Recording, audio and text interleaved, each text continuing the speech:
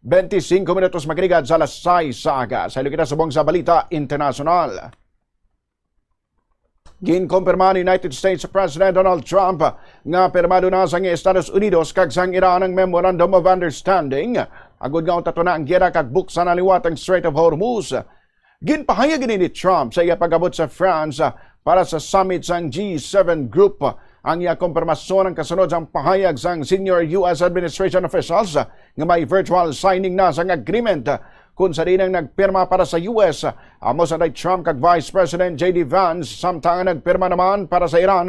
Amo si Parliament Speaker Muhammad Baghir Ghalibaf. Wala pagin sa publiko ni Trump ang kopya sang kasugtanan apang posible sa iya nga ipagwa ini pagkatapos na sang formal nga signing ceremony sa Geneva, Switzerland sa Biyernes.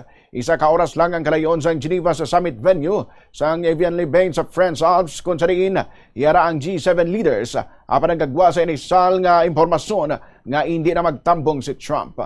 Suno pa sa US leader, partially open na subong ang Strait of Hormuz nga mong alagyan sa mga barko nga 3 kabulan nga ginbalabagan kag nangin rason sa economic disruption sa maramo nga mga pungsod.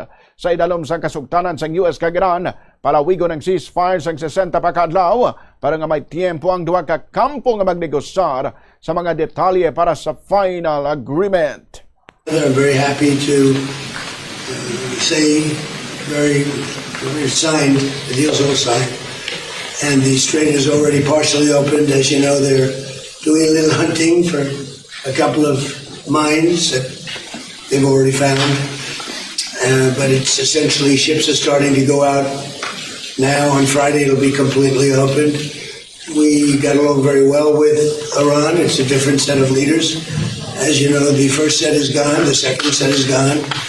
And we found the third set to be very smart, strong, very smart, but we ended up making a deal. I felt badly that we had to go back on the attack for 2 nights, and I thought a third, but we made it before that happened.